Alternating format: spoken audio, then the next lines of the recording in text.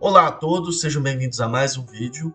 O meu nome é Léo Ramos, eu sou professor de inglês e hoje no tema do vídeo nós vamos falar sobre o apóstrofe S, que apesar de ser uma coisa bem curtinha, né, pode causar muita confusão e existem três maneiras completamente diferentes para você usar o apóstrofe S e eu vou ensinar elas para vocês nesse vídeo, então fica comigo.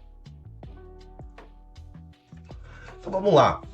No inglês, existe uma coisa chamada contração, que é quando você pega, né, o sujeito, né, no caso he, she, it, I, you, we, they, você tem o verbo, e você fala os dois como se fosse uma palavra só, como se você estivesse fundindo eles, falando de uma maneira mais curta ou simples, né?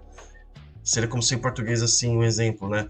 Você falasse, você está bem, você falar rápido, você tá bem? Você junta tudo numa coisa só. Então, no inglês, a lógica ela é mais ou menos parecida. E aí, o primeiro exemplo aqui que eu tenho para passar para vocês é a contração do verbo is. Né? O verbo is, ele vem do verbo to be, né? Que é ser ou estar. Então, vamos para os exemplos. He is, ele é. Você simplesmente vai falar com contração his. Aí, o she is, você vai falar she's. E o it is, você vai falar it's. Próximo exemplo. Aqui também pode ser uma contração do verbo has, que é o verbo com S, né? Do verbo have, tem. Então vamos para os exemplos. He has, ele tem. Você vai falar his, igual o outro. Então você escreve igual e fala igual. Então é por isso que pode ser confuso. She has, she's, e it has, its. Então aqui você compara o verbo is com has, você vê por que é confuso essa questão do apóstrofe S. Aí você pensa assim, ok, né? O verbo is e o verbo has, mas como é que eu vou diferenciar um do outro? Me ajuda, Léo. O que você tem que fazer é olhar para o contexto da frase ou para o verbo ao lado.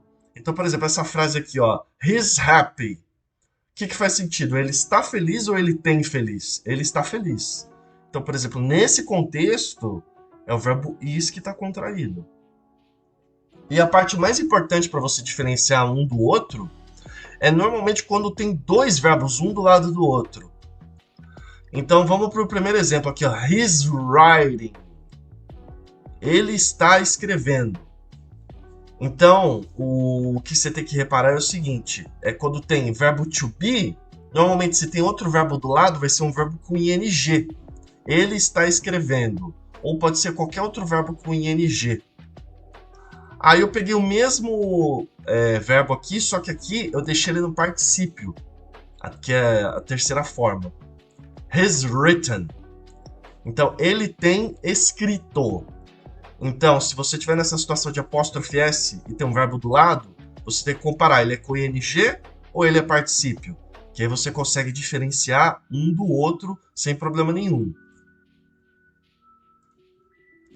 E aí aqui, né, a última versão, né, do apóstrofe S, que não tem nada a ver com o verbo to be nem com o verbo have, que é simplesmente um possessivo ou um indicador de posse. Então aqui alguns exemplos para vocês, ó, John's car. O carro do John. Então, o carro pertence ao John. Então, primeiro, quem tem a posse da coisa e depois a coisa possuída. Maria's house. A casa da Maria. Então, aqui, a casa é da Maria. E também pode ser uma coisa que tem posse da outra.